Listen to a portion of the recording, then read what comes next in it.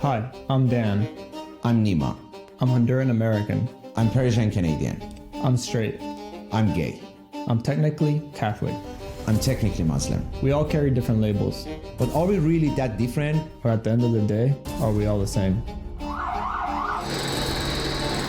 Did you know every month over 45 million people search how to be happy on Google? There are millions of articles, books, blogs written on the topic of happiness. We see celebrities on the cover of magazines happy and smiling at us. Social media is filled with people having a great time. But what is really happiness? Dan and I decided to hit the road and travel the world in the pursuit of understanding happiness. But first, let me ask you this. Do you think happiness is dictated to us by our circumstances? Or do you think happiness is a choice?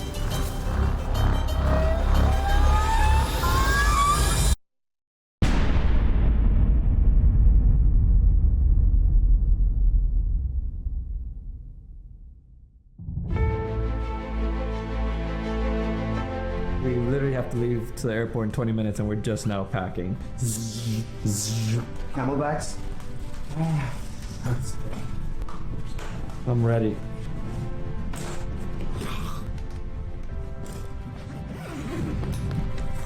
Okay, let's go.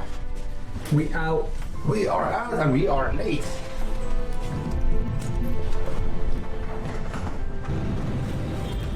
Terminal 5, please. Stay on the same page. If you can help us finding the statistic about women empowerment. Made it to the airport. Yes, putting my rings on.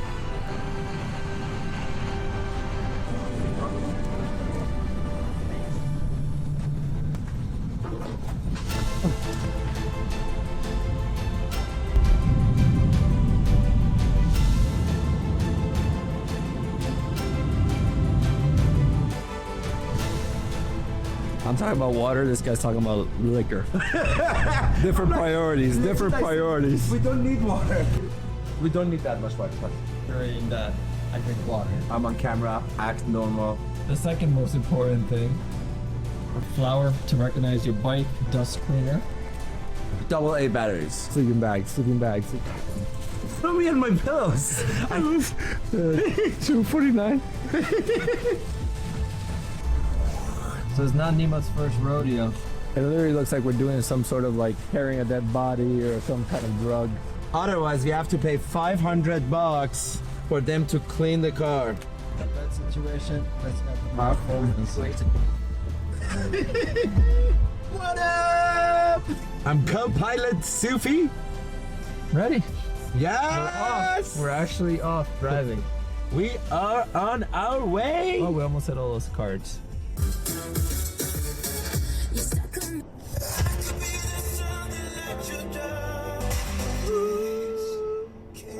I can even sing that one song. Dark. Dark, dark, dark. There are only a couple of cars on the road, so it's actually kind of makes me feel good when I see a few other cars, so we're not the only people on the road. 2 years ago, I was at Burning Man and someone right in front of me ran into fire and he killed himself. That's not the best story to share for a project that is about happiness, but that's actually what happened. And I saw it right in front of my face. And I think the guy had a wife and 2 kids. We have to pass this car. It's going way too slow. Suckers! Hopefully it should be easy to get in. Sometimes we can take like 10 hours, 12 hours just to get in when there are 60,000 people trying to get in, but now it shouldn't be that bad. Letting the family know I made it and I'm alive.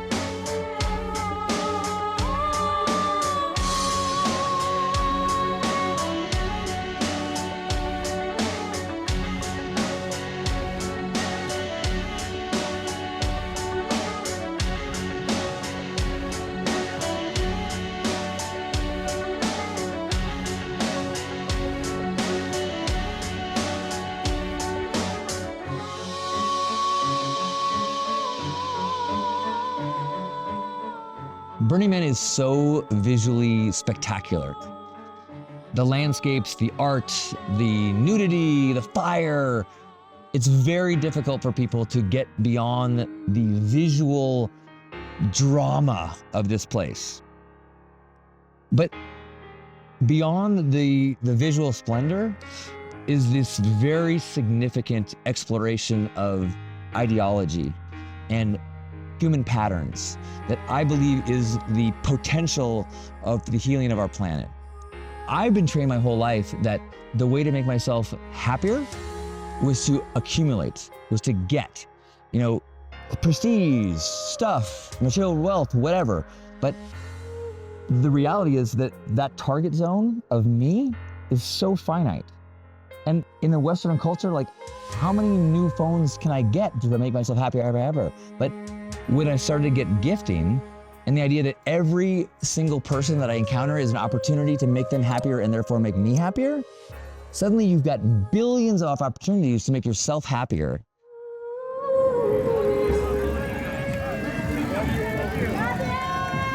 Love you. Love you. I love you all. It's hard to explain. It's just like this beautiful expression of our potential if we just let our hearts shine.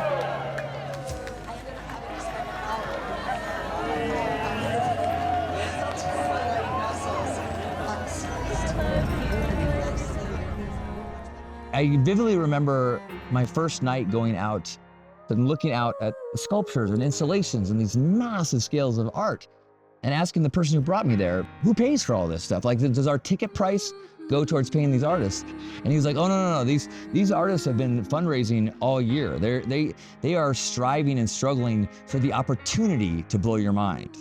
Like, I'd never experienced anybody creating for the purpose of creating, to make other people's experience of the world better.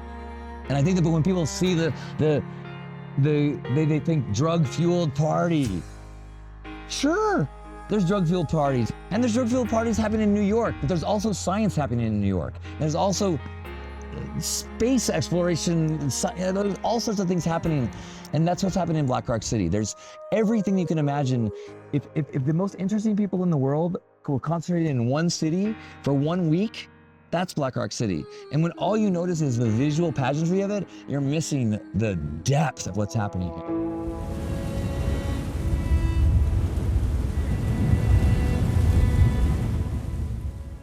The Burning Man Temple is something that is created for many people who do not have a traditional religious place in their lives. It is a place where it is a raw wooden structure where people they write things to people that they've lost. They may put a picture up of people they've lost. They might write a message to a part of themselves that they are mourning. And over the course of the week, thousands and thousands and thousands of people put their grief and their memories. And at the end of the week, after letting go, we burn it all. And tens of thousands of people's pain just burns away. And whatever meaning you assign to it, it doesn't matter. It's this collective expression of humanity that is so needed that it's unique and it's personal and it's a treasure.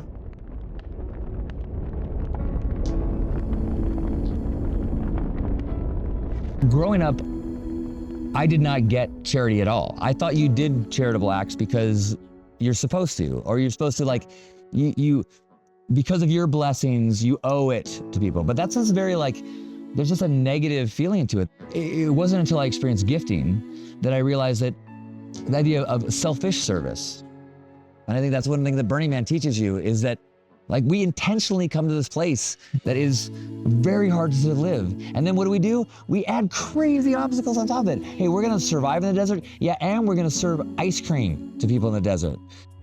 How's the ice cream? Everybody enjoying their ice cream? We can't live this way year round because no one's working. But in this experiment of this week of giving, it gives you the opportunity to at least try on thought patterns for yourself, for your relationships, and for your relationship with the world that transform the way you see who you are.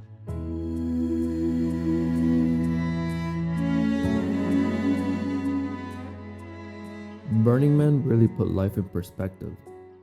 Many people think happiness and pleasure are the same. But when we're at Burning Man, we learn they're entirely different. Pleasure is short-lived. Happiness is long-lived. Pleasure is taking. Happiness is giving. Unlike happiness, pleasure can be achieved with substance. Pleasure is experienced alone, and happiness is experienced in social groups. The extremes of pleasure can lead to addiction, like sex, alcohol, and substances. But there is no such thing as being addicted to too much happiness. Pleasure is dopamine. Happiness is serotonin. Funny enough, there's one thing that brings serotonin down, and that's dopamine. So while our society today confuses us regarding happiness with pleasure, the reality is the more pleasure you seek, the more unhappy you get. That was a burn. That was the burn. And look at all this dust. I know this is what we're gonna look like when we're old. Now, We literally have 50 miles before we run out of gas, so hopefully we find a gas station in the desert. used to. Made it to the gas station. Nima's pumping gas for the first time in like 10 years since he lived in New York. Seriously. That's crazy. Which one? Premium. You want to try? Where's the button? I am. Oh, there you go. Oh! That was weird. Not my fault. And I have service again, so I gotta get to my phone. Reality check-in. 250 WhatsApp messages this guy has. Yeah. Yeah. How connected you What's are. up? What's up? What's that? Alright, back to New York, and then plan out the rest of the trips. Coming from Burning Man, I realized how important is human connection and love. I mean, basics. I came out when I was 21, pretty late I think. But let's say it wasn't the easiest decision. But you know what? Surprisingly, it wasn't as bad as I thought. As a matter of fact, I got closer to my brother, my mom, my dad, even all my friends became closer to me. I only dated one guy. Let's call him Mr. D. I was living in Vancouver, he was Irish living in London, so we decided to move to New York to live together. But we broke up a week before moving. So that's that. Nothing crazy really. I, on the other hand, had a handful of serious relationships. Not all healthy, some were crazy, but you live and you learn, you know? I went from a high school sweetheart breaking my heart to an older lady, and let me tell you, what an experience. But nothing like the next relationship. She was crazy. From being chased and being threatened, literally having a gun pointed at me, to a point that I had to escape at night. Until I met the one. You really get to learn what you're looking for and what you love when you go through these experiences. That's when I met Andy, whom I proposed to on the beautiful island of Roatan. It's taken me, 2 years to make that decision? I've been thinking about it. She has no idea.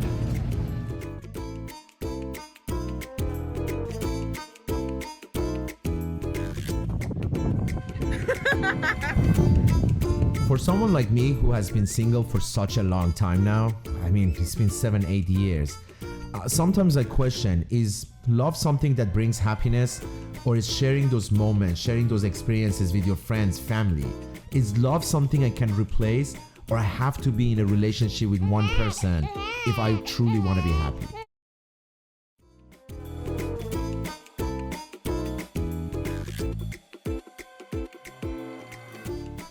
To dive into the topic of love, we decided to interview a few people and see how they're seeing love from different perspectives.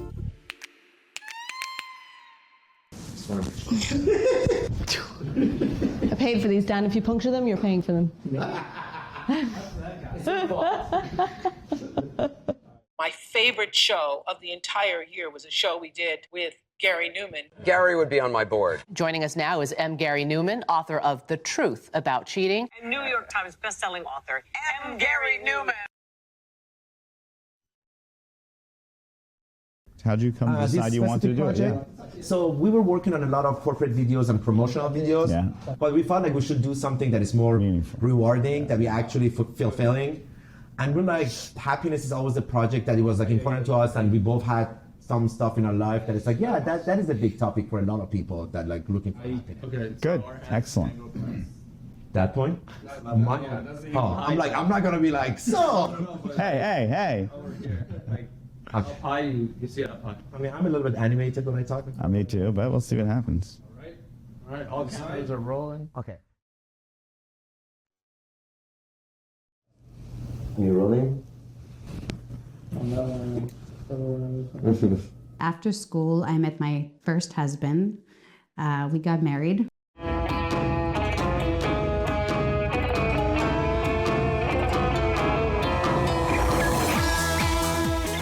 Immediately after I divorced my first husband, I didn't plan for it. It wasn't like expected or anything.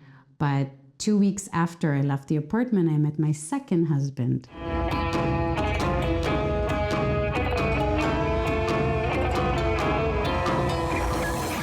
I'm not gonna lie, I love being infatuated.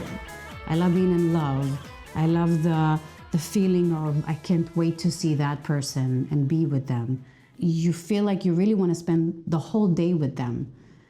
But I found it to be somewhat of a lie because not everything is perfect. You can experience a lot of disappointments in your life from love, right? Supposedly what people give you love. After 2 marriages, you learn that. When I met David 8 months after my previous relationship, so I went a bit wild, went out constantly, drank away my broken heart. It was the Sunday I was drinking shots to try and get rid of my Saturday hangover that I met David. That's true. So romantic. Yeah. The minute I saw him, he was looking over at me and he was with some people I know. And my friends were looking at him, hey. And I remember just going, something's gonna happen here. I don't know about you. We're kind of like throwing the eyes, like, oh yeah. And then, and he come over and he said, and I had thick bangs at the time. And I thought I was like, you know, looking fresh. And he comes over, he's like, did anyone tell you that they cut your bangs terribly? And then he walked off and I was like, excuse me? I was, only later did he actually explain. He was like, I had to get something good to catch you at the get-go. And I was like, well, that won't work. Because I was like, you get back here. I think it's mostly an age and a maturity thing. I don't think it's the relationship I've been with, because I've really been with wonderful men that treated me right, and I've had great relationships. The maturity that he's not going to be perfect, and you're not perfect. I was sitting in the beach, and my kids were in the water. They were all playing, and the beach was empty, it was just us, and everyone was so happy. And I was like, this is just one of those times that I was just so appreciative to be in the moment. I was like, look at how lucky I am. I was like, this is insane.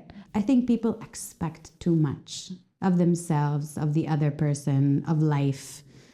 They're chasing, they're struggling, they're forcing it.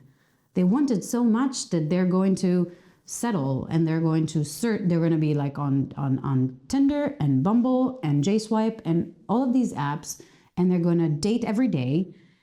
They're going to struggle to find love. This is why I'm in that stage of loving myself first, because even if it goes down and even if we fall apart, I don't let myself fall apart. How important, in your opinion, is being in a relationship, being in love? And I'm getting like almost 36. So 4 years from now, I'm 40. I'm freaking out myself that I'm like, that's it for me. Oh my God, 16 years from now, you're going to be 50. Yeah, but I'm keep doing that. I get it. Yeah. How overall, in topic of happiness, Yeah. in your opinion, it's important to be in love, be in a relationship? I'm a fan of love, okay? I'm a fan of relationships. I've been married to the same person, my first wife, going on 33 years. And I love her dearly. And it's meant so much to my life. But there are so many people who fall in love and they get married and they have miserable lives, right? 50% of people who get married get divorced in America. And in research that I did, of the ones who remain married, right? 25% of them are unhappily married. So this recipe concept that I just have to find somebody, I'm going to get married, fall in love, and somehow I'm happy. It's really not the way it works. We are naturally pushed toward couplehood because obviously our brains are driving us toward a sense of meaning, purpose, and happiness. So I think the entire mistake that we're all making is the pursuit of happiness, because happiness is not the thing that we should be looking to gain. Because when you do that, you're always going to be unhappy, because the human condition is not such that you can be in a perpetual state of happiness. Psychologically, our brains just don't work that way. So you will always be somewhat flawed and failed because you cannot maintain a state of happiness. So the real question is, how do you find happiness without that being your pursuit? As we continued with our interviews about love and its relationship to happiness, we decided to go and find someone who is in more of a unique situation. We decided to go to Bangkok, a city known for its nightlife, cultures, temples, and most famous for its ladyboys, for an opportunity to sit down and get to know them personally. Hi guys, welcome to Bangkok! Jesus. The carry-on. He's like, the carry-on. He left it on the plane. Oh, me. Without his hat. He took his hat off. It was a serious moment. He had to take his hat off. I was looking for the other piece of my immigration you're filming, so everything is in control. We're all good, everything's good. And some of your shoes, I believe. Holy shit. Who cares about the drone, but my shoes? Those are suitcases. Thank you so much. Thanks, sir. Now we've got it all. Yeah. Oh, shit. Thank you, Dad. How are you?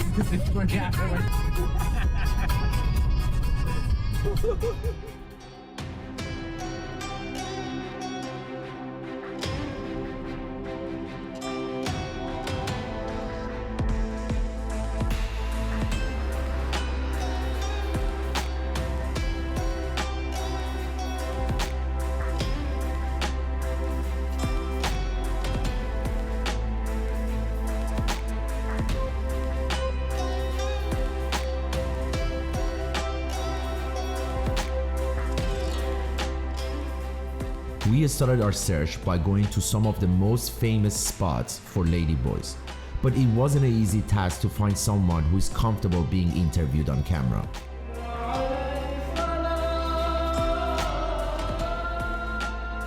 As the night progressed, we ended up closing the bar and jumping on an unmarked cab. It was the only option left. We didn't feel comfortable, and as soon as we got out to the main street, we got pulled over by cops. We were searched. Nima and I were nervous, Ladan was nervous, we didn't feel comfortable at all. Unfortunately, we had to jump back in the cab, and as we were having a conversation with a cab driver, jokingly, I asked him if he knew any ladyboys. His reply was, yes, a few actually. And that's how we met Kate.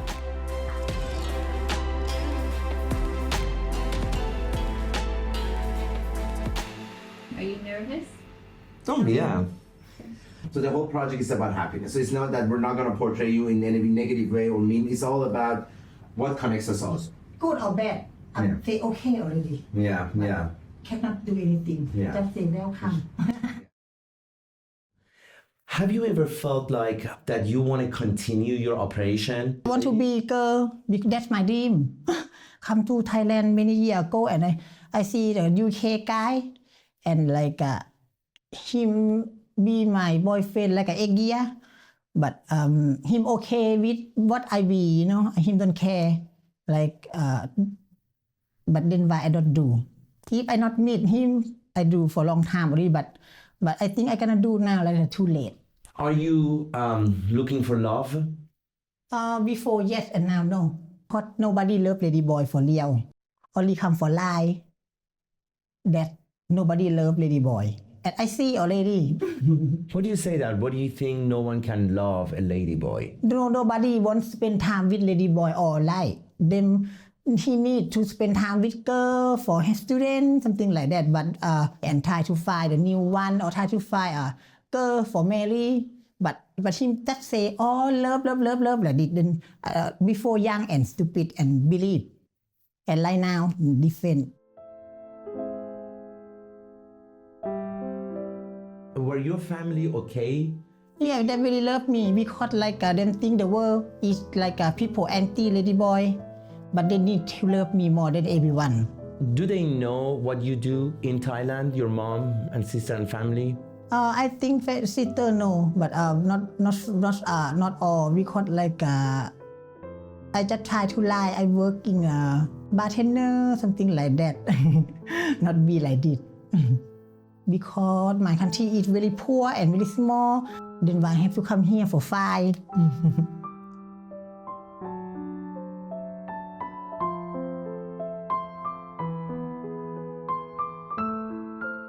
How about your dad? Are you in touch with your dad? Him don't want me to be like this, but him just try to tell me to be boy, but I cannot. But I say if I try to tell him if I'm be guy, but I'm really bad person. What happened? But I'm be like this, I'm nice person. This happy more. He say, I can be whatever I want, but just be nice person.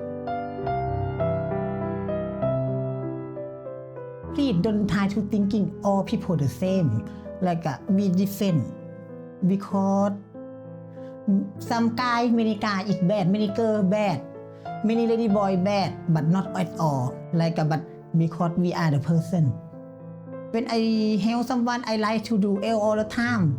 Morning early like this, I gonna go temple, give money for buy box for like a same another country come here and poor and something like that, and we buy box for maybe them die or them need help for give money for them over there. I do every time, and I like to give money for another on the street like a really poor something like that.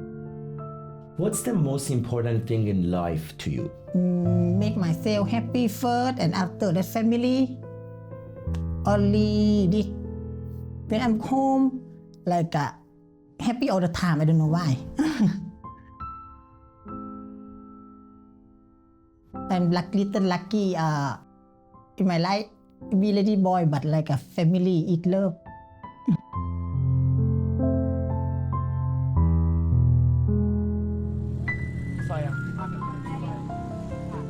Thank you. Very nice to meet you. Thank you so much again. Bye-bye. Thank you. Thank you. But it's good. We're gonna go get I'm some still doing my rest. hair though. I'm like, it's 6 a.m. Do I look Gotta look good. I was judging her prior to like going and meeting her, and then as soon as she started talking, there was so many things I could relate to. Like we've interviewed different people, but this to me was a little bit out of your my comfort zone of who I usually talk to and interact with, and I realized that they have like a really deep way of thinking as well. Kate was very family oriented. She was really family oriented. About love and like how their family raised her to give her love because they thought that no one was really gonna love her as is. So they were really supportive, and that's so good, so positive for that person to come out with a positive attitude out of this. It's all from their family support, I believe. So I want to ride it too. Oh, You're wasting Mike, man.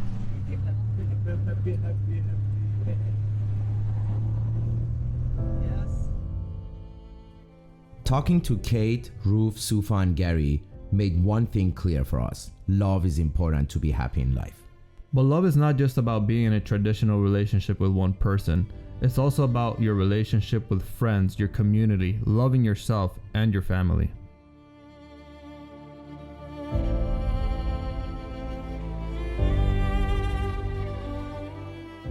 What if we could study people from the time that they were teenagers all the way into old age to see what really keeps people happy and healthy? We did that. The Harvard study of adult development may be the longest study of adult life that's ever been done. For 75 years, we've tracked the lives of 724 men. The clearest message that we get from this 75-year study is this: good relationships keep us happier and healthier, period. It turns out that people who are more socially connected to family, to friends, to community, are happier, they're physically healthier, and they live longer than people who are less well connected. And the sad fact is that at any given time, more than 1 in 5 Americans will report that they're lonely. And we know that you can be lonely in a crowd and you can be lonely in a marriage.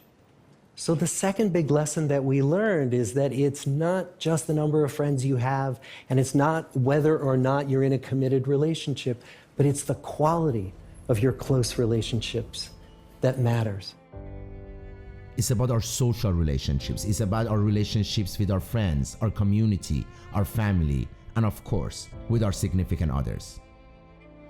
Kate also brought up an important topic: judgment. It's crazy how much judgment clouds our perspective. It really is a universal thing. We judge people on a daily basis. We judge people who look different than us, different color, religion. We see how judgment is driving movements, how people literally feeling pain simply based on human judgment. After Bangkok, we flew back to the United States and sat down with a few individuals to explore the topic of judgment and its relationship to happiness, from racial, sexual, and religious perspective.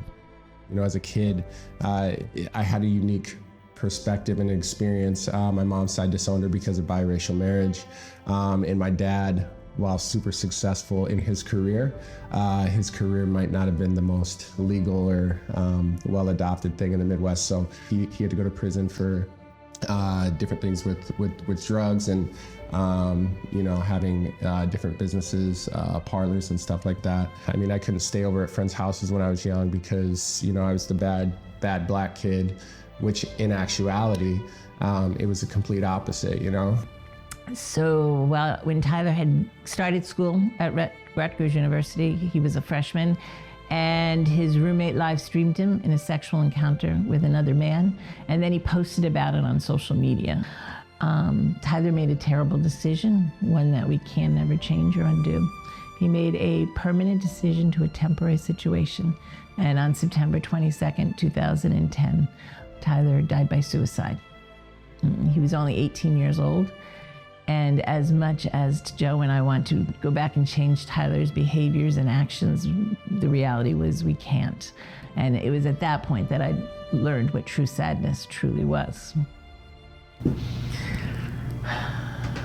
As a little kid, like, it was, I mean, I was called nigger left and right. Like, you know, I'd seen parents not let me in the door at the house. Like, you know, if I wanted to come over play, you know, my friends are like crying in the background, like, why can't Dale come in or play or whatever like that. I think in my darkest moments, it was like having the absence of any feeling or joy, and being in those initial years, I couldn't even wish people a happy birthday.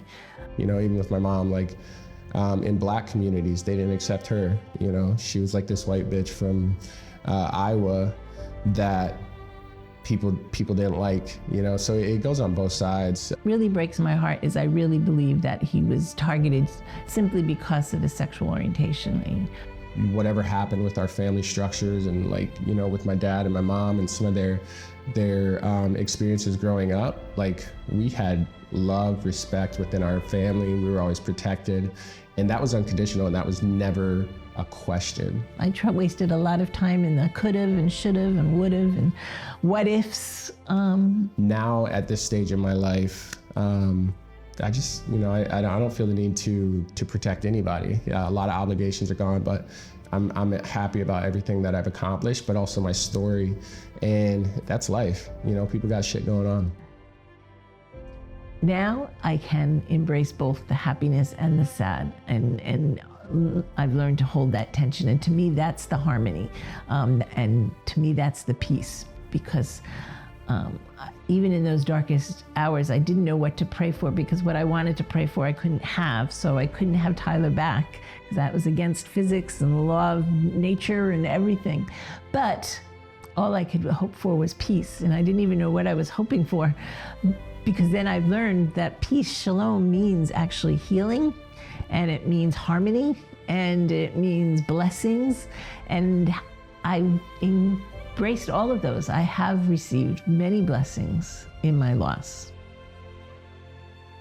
While judgment might be out of our control, how we're letting it defining and shaping our lives is up to us. Dale decided to join the NFL and continued pursuing a career in the entertainment business. Jane Clementi decided to channel her pain and sorrows to make a difference by starting a Tyler Clementi Foundation in her son's memory to stop cyberbullying both online and offline. But if you think judgment is exclusive to certain races, sexualities, and religion, think again.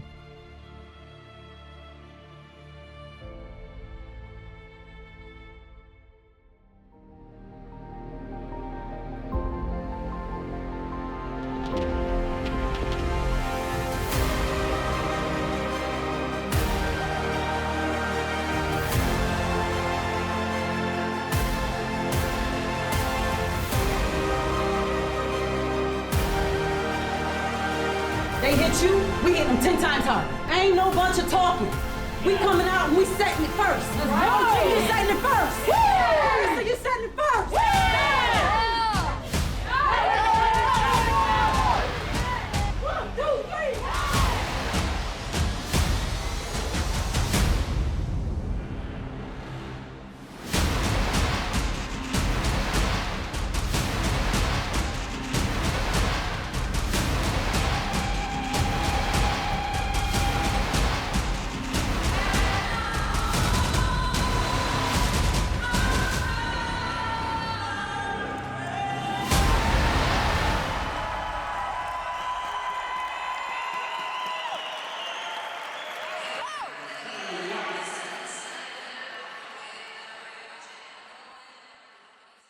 Do you think sometimes you surprise people when they see you and they're like, hey, so what do you do? And yeah, it's a very, I get all the weird reactions like, you do what?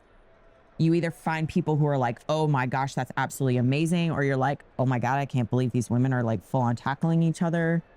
I know, I understand, because even when, you know, I saw the LFL for the first couple times, I was like, man, you know, the uniform is just a big thing for everybody. So when you see an image of a girl on the field and you see her playing in an itty bitty bikini, you know, your first reaction was like, why does she have to go out in that? Like, why can't she wear normal uniforms or something like that? Why are you guys told that you have to be in these? And so, I mean, that's part of that growth and that change too, that I'm kind of hoping for. Does that bother you when you see some of those negative comments? It does, but within like my growth, you know, it's part of that thing of people are always going to have their opinions. The best thing you can do is go out and prove them wrong on the field. But like, there's no reason to go and fight them with words or give them that energy and that time. And if they come and they see it and their opinions are still the same, everybody, like I said, everybody has their own opinion. What do you think we can do as a team, you guys, media, to change that person? I think exactly what you're doing. You're bringing out the personal side of things. You're bringing out, you know, who we are off the field, who we are outside of the uniforms. You've got football. Yes, that's going to be a big part of your life. Yes, but there's so much more to these women. I got married in 2012. It was a rough marriage towards the end, and I kind of let myself go because of some of the things that I was dealing with in that. A lot of, I guess, mental hits were taken during that time, and I packed the weight on because I just wasn't. Food was something that I was definitely like comforting myself with.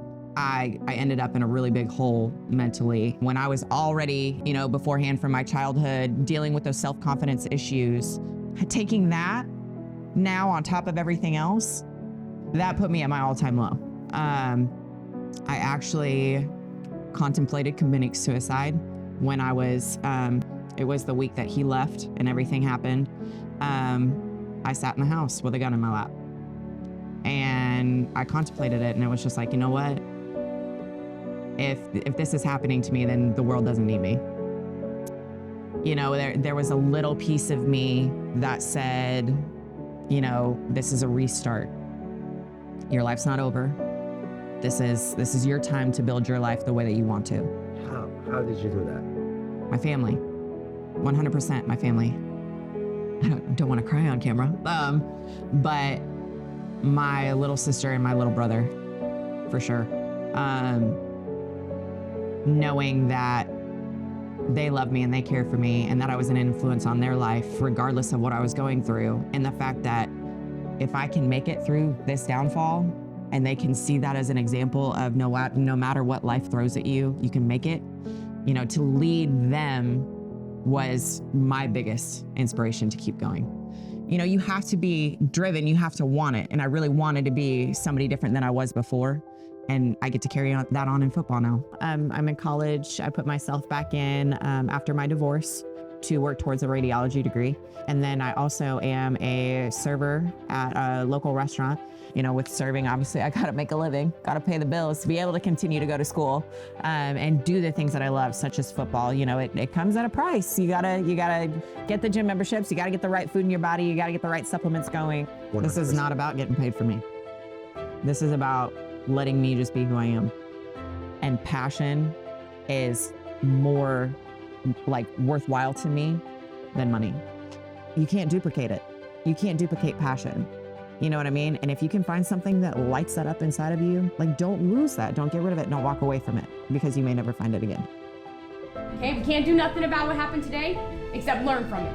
Okay? So let's learn from it. Yes. We all in that together? Yes. We all learn from it? Yes. It's either fight, you know, you may fall down, but you need to get back up, or you're gonna let her run you over. You're gonna let life run you over, and you better put up a fight.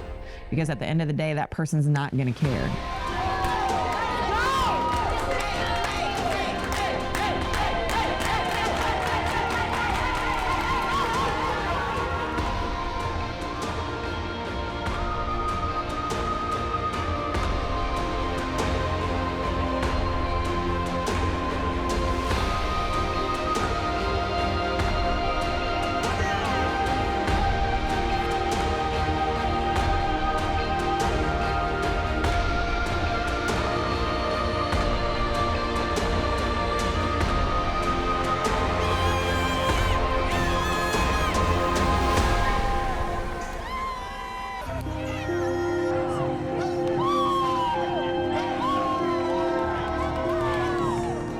We did it, we got that W! So proud mama, so excited. Follow your passion. When you follow your passion, you're gonna do your best and you're gonna perform to your top. And it takes a lot of work, but it's worth it. And I can see these guys just exploding with, new ventures in their lives because they're following what they love and doing what they love. Just don't learn like the importance of the inside and outside of taking care of yourself. That is something that I wish I knew at a young age. Or at school, you know, create people who don't have to deal with low self-esteem and poor body image. So I think that's definitely, you know, teaching young girls, young men about the importance of taking care of your internal as much as you are taking care of your external. And that also goes with taking care of your mental and your emotional state. I believe if I would have had some better, you know, opportunities in life to learn about what it means to take care of myself, you know, some of those things could have either been prevented or they wouldn't have put me at such a low point.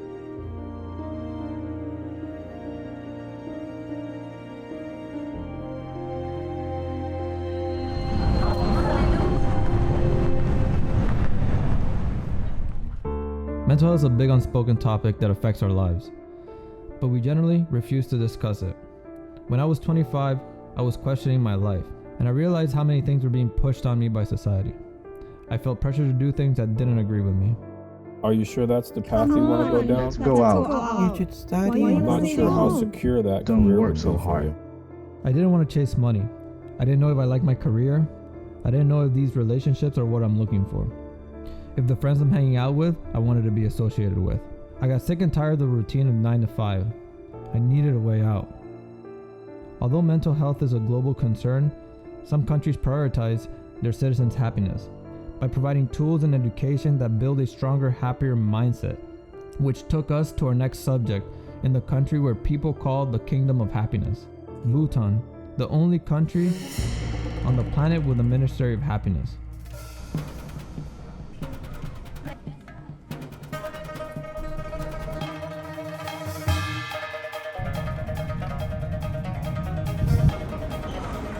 He needs to find him booze already. His desperate measures to find this quickly.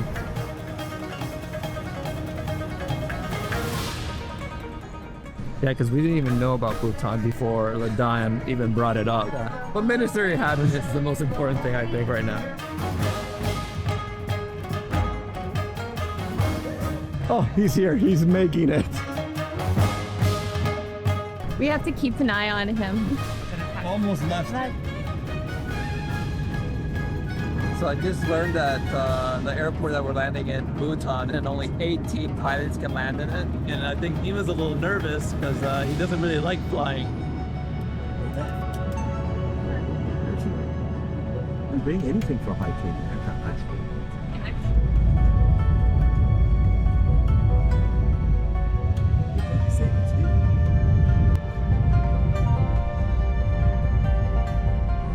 That was great.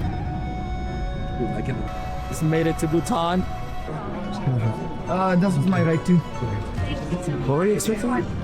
Yay, we're here in Bhutan. We arrived, they gave us this white card, which is a welcoming. It said that means we're welcoming you with pure heart. With pure heart. Yeah.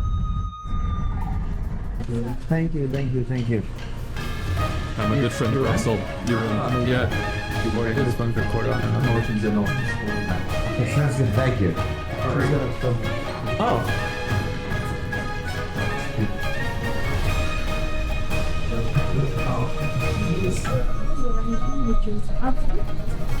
Thank you.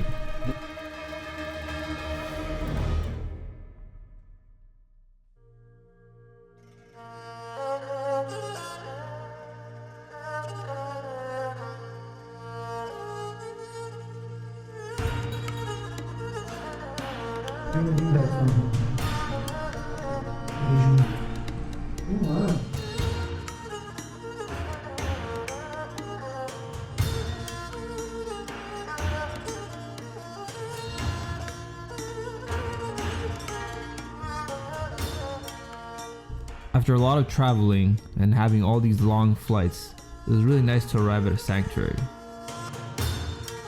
We couldn't be in a better place to unwind. Very peaceful here. You can really feel a nice, peaceful, calming energy. And it's really up high. Amazing.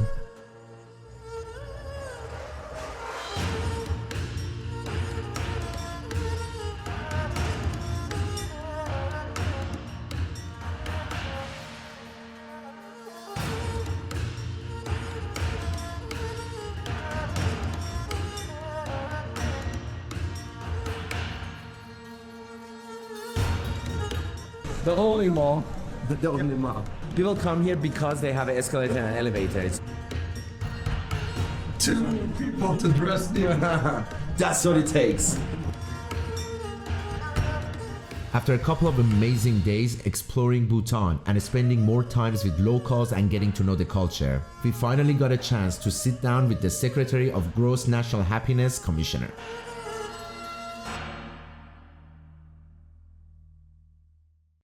Of course, government intervention, when we talk about creating conditions, is always an indirect instrument, because we literally can't go making people happy or putting smiles on their face. All we can do is things which we see are important to them, we take care of it. So for instance, you must have heard Bhutan has the highest unclimbed mountains in the world today. Great economic opportunity, but we don't tap that. Why? Because communities living there consider that sacred. And we feel that is then very important to their well-being. So then we will not trample on their priorities and just do it because we think it will bring us some other benefits. So I do not know whether this knowledge will literally bring a smile to their face, but I'm quite sure if we actually went and allowed the mountains to be climbed, it will bring unhappiness to their face. So you have to say that a policy of pursuing happiness can also be reflected in the absence of unnecessary suffering or unhappiness.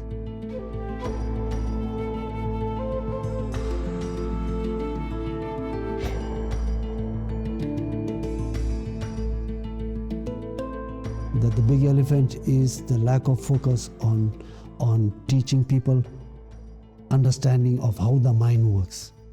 Lord Buddha once said, mind matters most. Everything is mind. Happiness is mind. Sadness is mind. And in Buddhism, we say there are 4 parts to the mind. The first part is consciousness. For instance, you see something or you smell something, the consciousness registers that. Then the second part of the mind evaluates it. Good smell, bad smell. Based on that evaluation, if it's a positive evaluation, positive sensations flow through your body. That's the third part. If it is something nice, then you will think something nice and do something nice. If it's something not very nice, then you will think something unkind and do something unkind.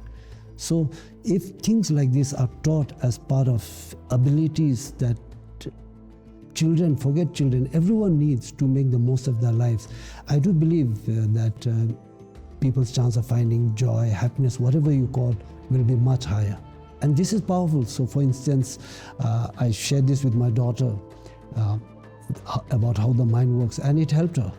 Normally what would happen? If someone calls her a nickname that she doesn't like, then she's going to be distraught and going to be upset. But after I told her about how the mind works, then she realized that yes, people can call me names, but just because they're saying something doesn't make it true. So if it's not true, why should I be affected? So just simple activity of showing how these things works helps insulate them, makes them more resilient, and probably will enhance mental well-being, etc.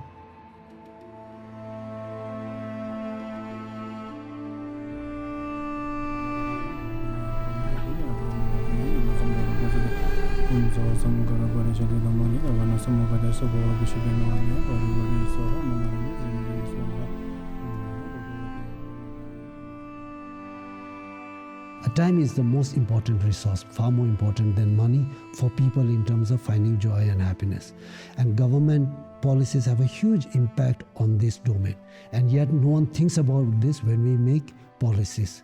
And that's why we find that so many people in big cities spend a large chunk of their life commuting. And commuting is proven to be a very low life enjoyment activity. So why would you want to waste time, which is nothing but your life, on such a low life enjoyment activity? If they had it as part of their policy making framework, we probably would have designed urban spaces much better. A lot of things that you're saying I can relate to. I mean, I live in New York, yet alone it's like a big city and everyone feels lonely. Just start from there and go, because a lot of things you were saying, I'm like, oh yeah, that makes sense, that makes sense.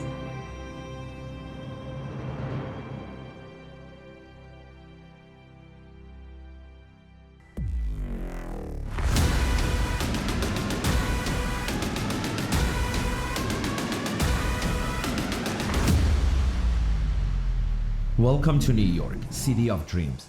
The city with 18 million people who came to New York to chase their dreams and achieve financial success. The Secretary of Gross National Happiness Commissioner of Bhutan brought up a good point. How we use our time. What is it that we're all chasing? Does money really worth the hassle? When I was 17, I started my video production company in Vancouver, Canada. I started working on promotional videos, corporate videos, Vancouver Fashion Week, Leo Awards, red carpets. I started producing feature films, drama series, reality shows. I started another business, hosting high-end galas. Then I moved to New York and opened up a branch of my video production company. Then had to start from scratch. Again, I had to start working on promotional videos, corporate videos, partnered up with a celebrity marketing advertising company, started sponsoring charity galas, got my first retainer clients, got my second retainer clients, got my third retainer clients. When I look back, it's been 16 years of non-stop working, one project after another. I always wonder, what is it more into life than achieving business goals? Starting a new business, success.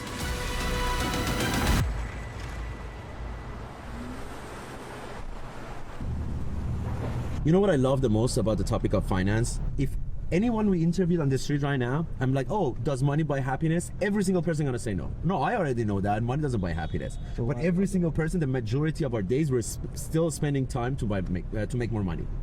Why? Yeah.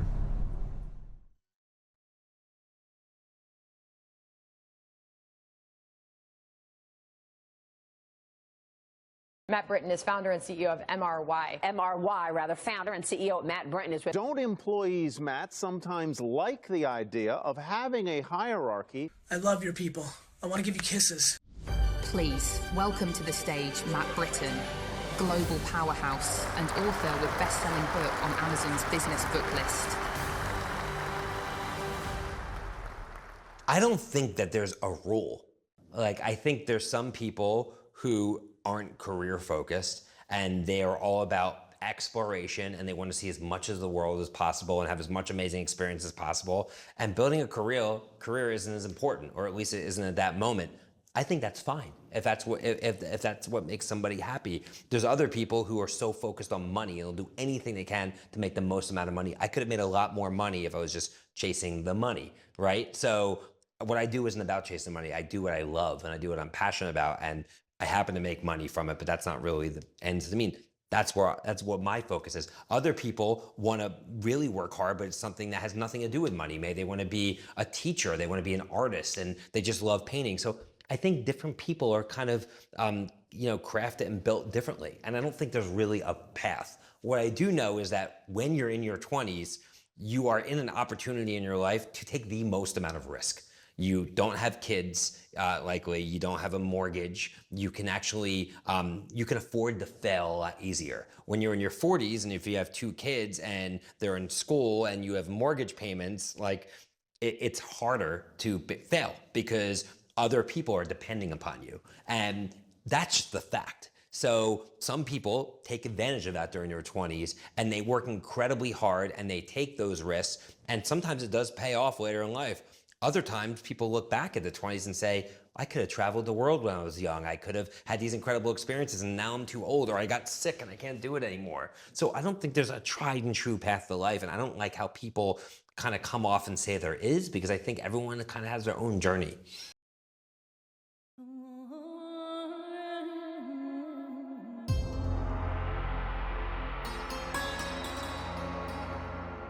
When I moved to New York, I needed my outlet, and I realized I've been like drying myself of this like adventure and just getting in this hustle. So I created this retreat. It was surfing, yoga, beer. The things that I love to do, the things I do automatically every single day. And I want to have memories. I want to have feelings that I could come back to and instill in my body. I don't want to sit, people do now with careers and certain jobs that they have. They sit there because they think that's what they need to do. Things you own end up owning you. So I've never been much of a materialist. Money's great. I don't have a large shoe collection.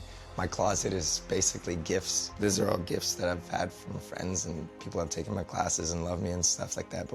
But so my point is that for me, my biggest satisfaction from these trips isn't going to be like the financial, like some trips will make a lot of money, some trips we won't make a lot of money. It's really just about the connections that I get to see happen. That's the most fulfilling thing you could have. So let me ask you this question. When you see people that they're not doing what they love, yeah, slap them a little bit, wake them up. My phrase is, don't think, just do. I think finances drives human beings to a certain point. You'll do things for money. At a certain point, it's just enough is enough. You can't pay somebody enough to do something that they don't enjoy doing. Okay, good, okay. So we're just talking, right? So don't worry about what you're saying, just be you. Okay. How many people do you know that are at the law firm or whatever, that they don't like their job, but they continue just because they think that's the only option they have? A lot. Because they have mortgage, they have like expenses. A lot. In general, lawyers have the highest substance abuse and alcohol consumption in all professions, especially in New York City. I think because of the hectic nature of the job and because we're in client services and we are available 24 hours a day. How important is honest answer? How important do you think is money in life and finance? Pretty important. Tell me a little bit about that. I obviously it's difficult to say, that cliche, money can't buy happiness. I totally believe that. I don't think everyone who's got a certain amount of cash in their bank account is necessarily happy, but I think it can't buy you happiness, but it can avoid pain and suffering. We all want financial security. We all want the best of the best. We want to live in the best apartments. We want to live in really great areas. We want to, buy the best things and go to the nicest places. Obviously, all of that requires a certain societal concept called money. Hey, do you mind having some puff of that cigarette there, senor, please? Do you mind? How many years you lived in New York? I was in and out for almost about 20-something years, huh? 20-something years? Yeah, living in New York. What were you doing in New York? I used to work there for the network, for CBS. I used to work as a mail clerk, you know? Yeah. When I wake up every day, I'm in good health, I'm not sick. The rest is irrelevant. That's what I look forward to. I don't care how much money you have or whatever. Whatever you have, more power to you. Me, I read my book, you leave me alone. Simple as that, man. I don't care what you have, you know? That's my happiness, you know what I'm saying? Have you ever posted your failures on Instagram? Good question. If not, why not? I have you know what? True. I do that. I have this problem. I preach, and it's hard to. If you had a choice to change your job tomorrow, what would you do? Something that I wake up every morning and I'm happy to do it, and I'm interested in doing it, and it's not really a job, it's my passion. What is your dream? If you had money, what would you do? What I like to see now, my goal is I like to travel to the Far East, to see the rest of the world, huh? Oh yeah, to see the rest of the world.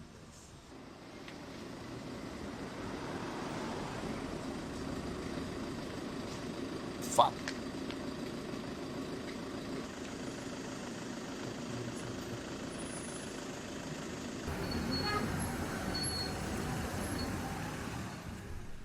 As we dived into the topic of finance, we realized more than we thought that we can't really find any clear answer to how relevant is finance to happiness.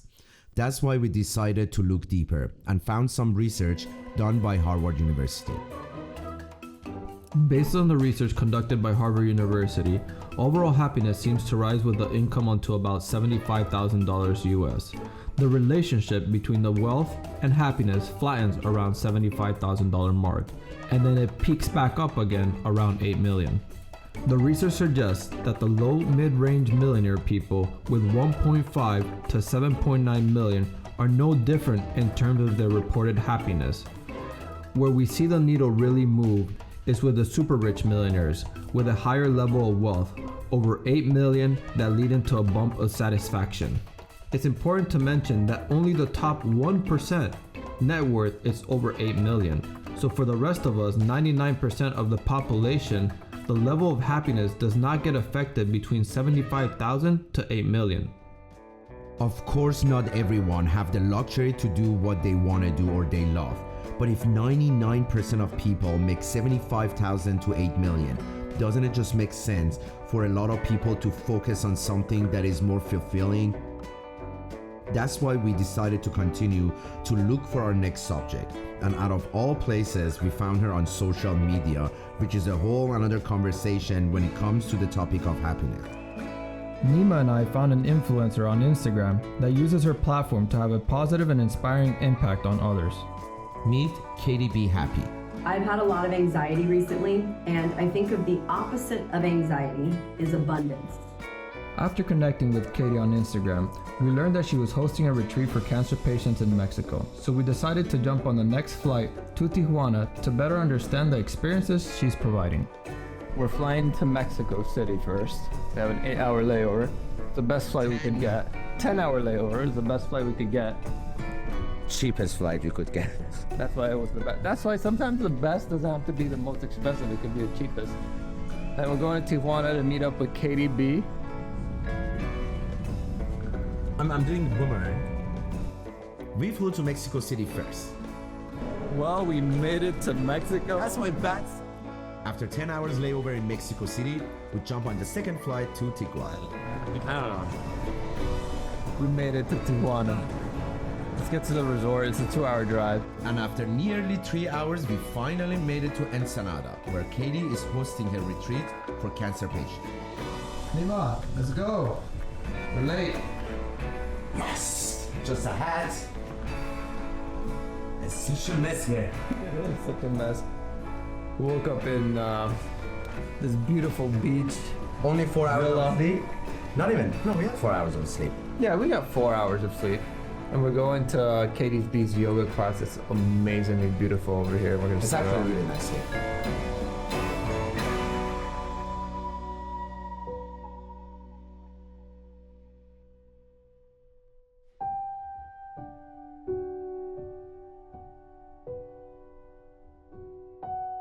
After Katie's mom got diagnosed with cancer, Katie at such a young age got to experience life and death matters, which opened a whole new path for her.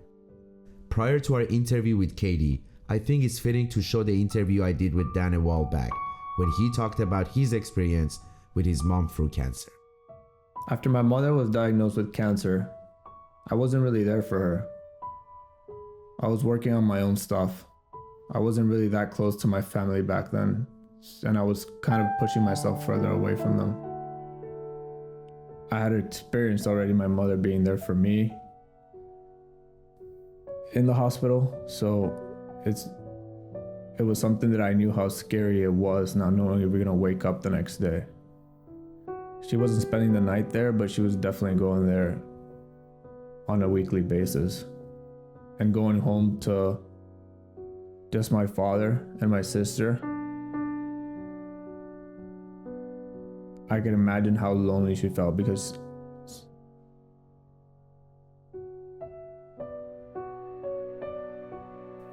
as her son, I've always been the one to go to for like love and attention.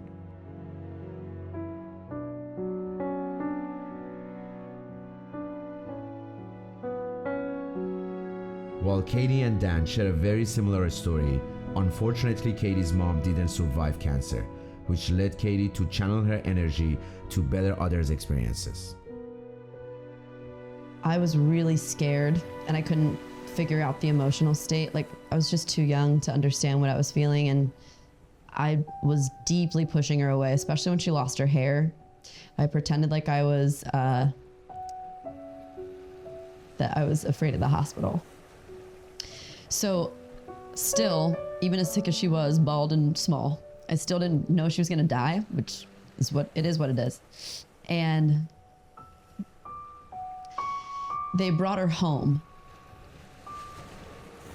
You know, mom's not waking up. Her organs are slowly failing.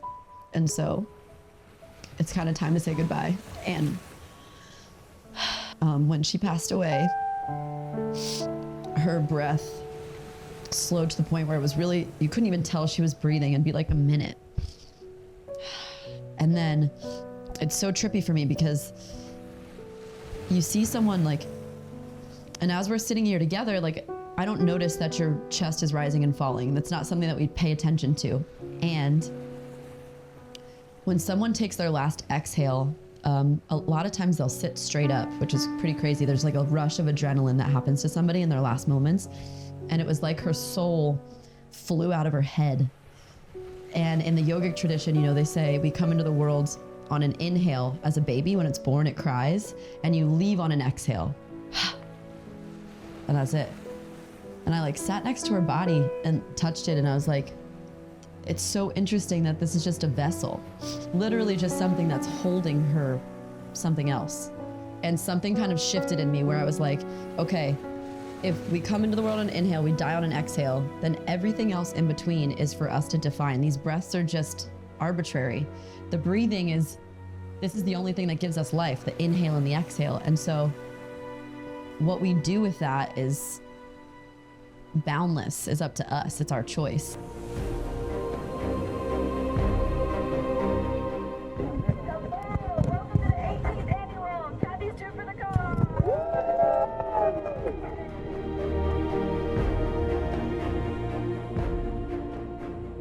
My mom died 17 years ago.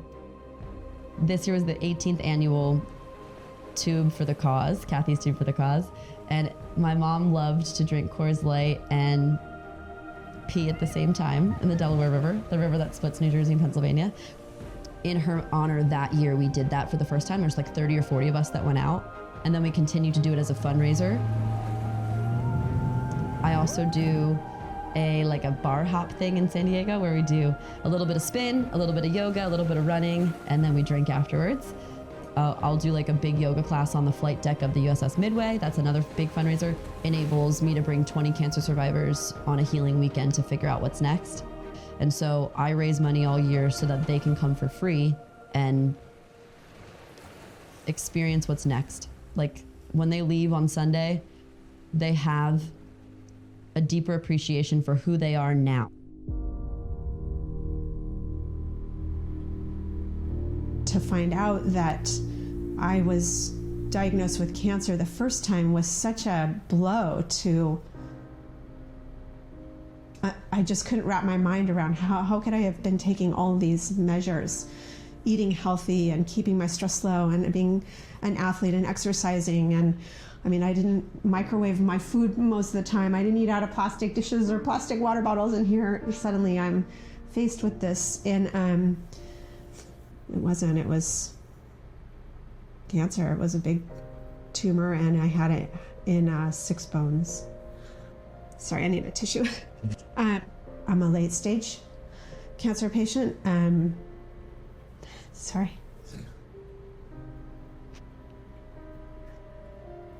I don't live in fear of it returning. It's already here. And so the mindset is very different.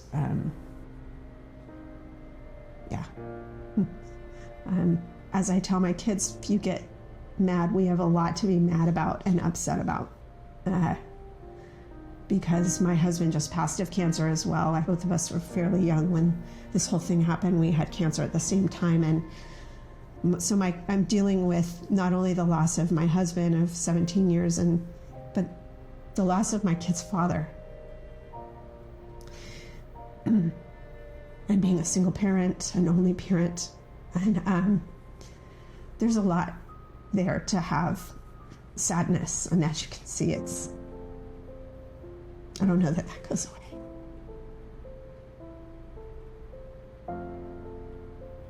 But I've determined that my kids won't be defined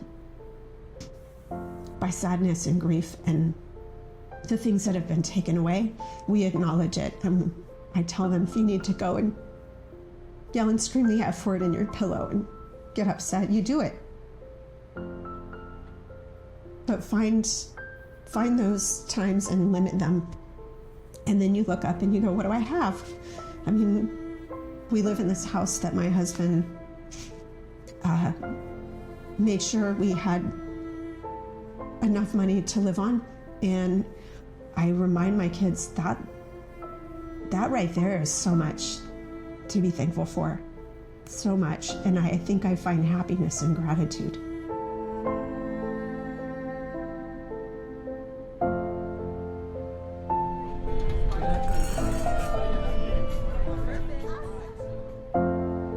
Some of the most miserable people I've ever met in my life have been ones that can't see what they have and can't take count of the things to be grateful for.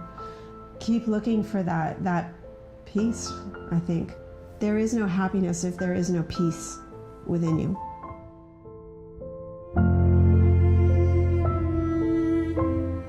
We're allowed to be upset at things in life. If someone gets cancer, they can be upset that their body got cancer, their body failed them per se.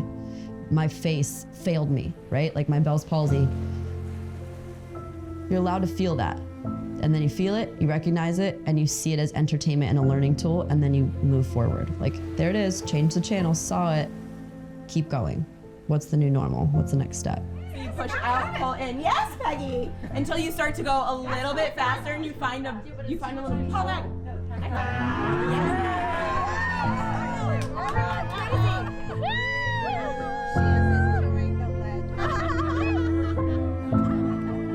So I had acute myeloid leukemia, and I've had it twice. Never really realized at this point, because I'm 22. You know, I'm not really thinking that I'm gonna get cancer or anything like that, so I didn't think health thing was the biggest part of it. Oh boy. Were you angry? I was fuming. Like, especially the first treatment, anger was actually a useful tool for me. It helped me a lot because what I did was I saw life as the person being like, fuck you, I'm gonna take everything away from you.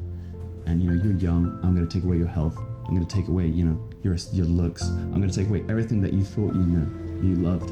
And that's something I've learned through my time in martial arts as well, is that anger is something that clouds your judgment, that it feels great, it feels empowering, it feels righteous, but it's damaging to really only you. And that's something that took me a little while.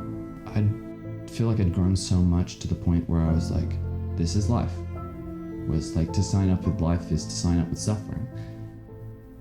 But I was like, but with the suffering, with that bad, it also makes you realize how good the good really is. Like, because of all that stuff, how I see life now, how beautiful and how much just the world glows is just...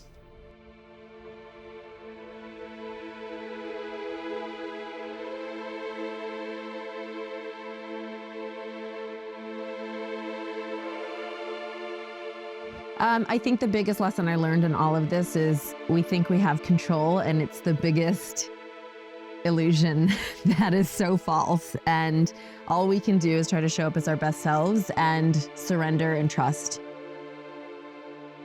My only hidden guilt that I'm trying to deal with is the people that I know that I feel like deserve this more than I do.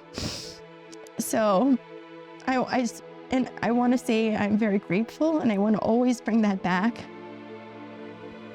I said I want to set up a will in case I die, My father said, hold on, we're not going to do any of that, because you're going to make it. A brain tumor. And it happened when my son was 3.5 months old. And my marriage didn't survive it. The one thing about cancer is you lose a lot of people because people don't understand it. I think that's one of the worst things about it. For a long time, I tried to chase happiness or wanted people to love me, to feel validated. And the more I chased those external things, the more I was empty inside. And so I really just learned I needed to find that within myself. Katie's actually super inspirational, and her teachings and her everything that she does, I think it's impactful for anyone. I feel like there needs more people in the world like Katie. I don't know why or what. I just know that I'm like, yo, the exhale breath, that's it, and we're done. And so you got to figure out how we have fun or live before you exhale that last time. None of us get out alive. And the less seriously we can take ourselves, like, that's the secret. So I don't know, whether that's in the form of tequila shots or whether it's in the form of sitting and authentically talking with people, I can't take this life too seriously because I saw how it ends and it's not that exciting.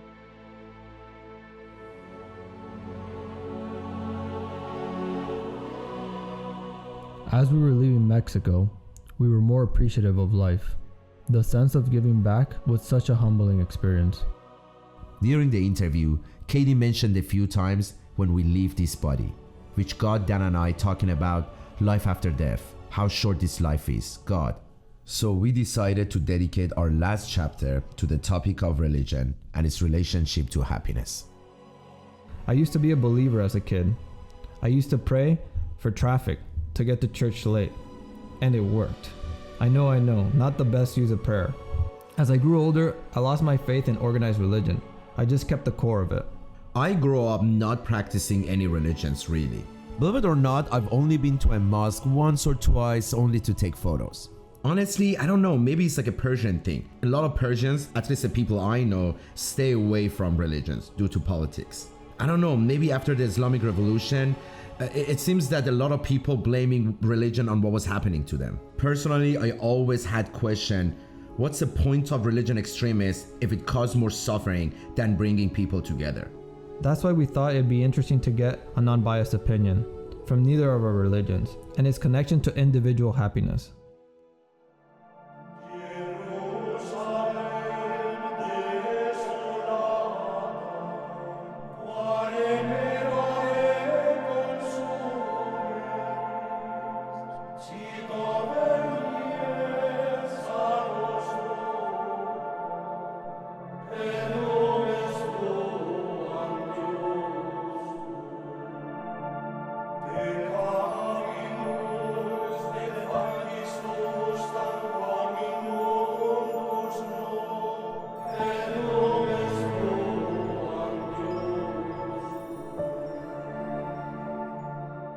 before talking about what connects religions, you have to talk about what disconnects. And I think what disconnects them is egos. I'll call it religious arrogance. You think you know what God wants and no one else does. And it's either your way or the highway, which is why so many wars have been fought in the name of religion. If you're representing God, and God created the human being and the human race, we all have flaws, you and I, and religious people as well. So we inspire each other. Teach by inspiration, teach by education. Why is it through beheadings or through terrorism or through whatever extremism? And I'm not talking about just today's Muslim extremism. I'm talking about Christian extremism or Jewish extremism as well. To me, it's against the principle of God. So I just wanted to begin with what religion is not, because I've struggled with religion. I grew up with religion. See, to me, religion can be very destructive and it can be very meaningful. So I'll be the first to admit that religious selfishness unfortunately exists, and even religious arrogance, but it's not religion in my words. I would call that just another corporation. Nowadays it's very popular just to be atheist. Like, I don't believe in anything. What's the importance of religion in general in life? Of course, the principle that we are here to serve a higher purpose is, I think, in common of all faiths. We're here to be virtuous, kind people, not to be selfish and self-absorbed. You're either worshiping yourself or you're worshiping something beyond you. So in the simple English, that's what God represents, something greater than you are. If you don't accept there's anything greater than you are, you tell me where that's going to lead. If you don't accept anything greater than you and I don't accept anything greater than me, we will ultimately clash. My self-interest will clash with yours. I mean, we'll maybe create some rules, red lights, green lights to coexist. But ultimately, you're a narcissist, I'm a narcissist. So for me, beyond anything, not even the religious concept of God, the idea that there's something greater than you are, there's some cause greater than you are. Every human being is searching for something more than just survival. We're searching for things. Look, just take the trillions of dollars that have been spent by NASA, just to satisfy one thing, what's out there. The difference between the body and the soul. When the body, it looks down and is just satisfied with survival, and the soul is always like a flame licking the sky and always looking upward to see what more is there. And we human beings are not satisfied with the status quo. Everybody's looking for something more. What is your life? What's happening with your life today? You may be very happy, but is this all there is to life? You know, what's the long-term plan? Do you have a vision for your plan? I may use a line like this: every business needs a mission statement. Do you have a personal mission statement? And if a business can't succeed without one, how can you? The secret to happiness is, many people say, if this and this happened to my life, I'd also be happy. But the truth is the other way around. If you're a happy person, this and this will happen in your life. You know, in other words, it's not that you're just on the receiving end, a victim or a beneficiary, you initiate. Happiness does not come to you, you have to bring it. And when you behave in a happy way, then good things happen. Many people say, if good things happen, I'll be happy. No, I would say, you'll be happy when you do good things. So if you feel not happy, initiate. Don't wait for it to come to you. That's the victim's language that does never make somebody happy. We live in a world of acquisitions. We think I could just click on Amazon, one click, an hour later I get it delivered. People treat happiness like another commodity. You tell me, or all the people you interview, tell me if I'm wrong. You'll always see happiness as a result of what they did, not the cause of what they did.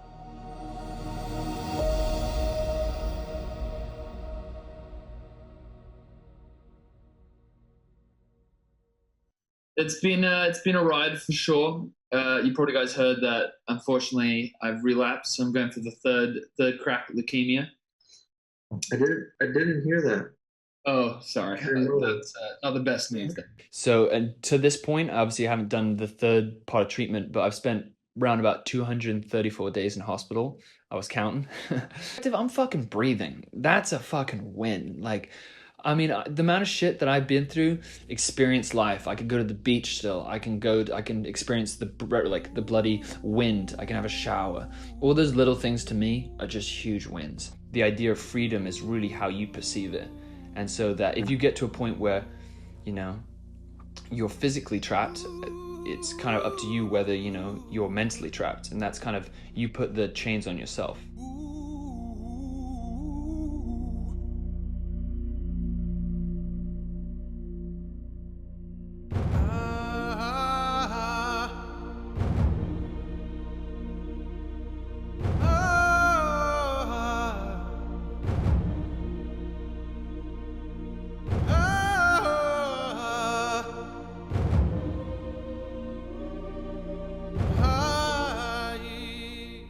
1 year, thousands of miles, 18 deep interactions later. We didn't find a perfect solution to happiness. As we listened, asked questions, laughed and cried around the world. It turns out, happiness is indeed a choice. And learning how to live with the inevitable struggle and loss.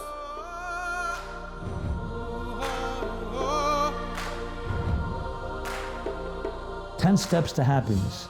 Watch this. They wouldn't be best-selling books if it worked, right? Because if it worked, you wouldn't need another book. We're so hard on ourselves in our head all the time. Like, I should be doing this.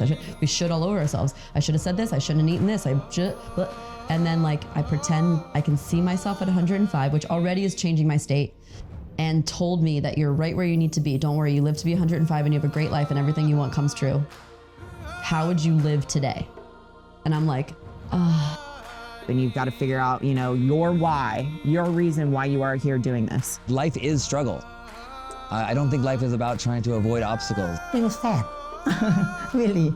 Because if I have something serious or sad, I try to get out, like try to find something new and make myself happy because I no time. Time is the most important, and enjoy it each moment that we have together. A lot of the craziness we see is people looking for happiness and looking for things outside of themselves. And the reality is, it isn't out there. It's kind of in there. When you don't understand how mind works, you are its slave. And when you are the mind slave, you suffer. This is the only life we get, in my opinion. Why waste that? Why waste that on thinking about hypotheticals? Why waste that on thinking about stuff that affected you in the past? And once you address it, you can start living.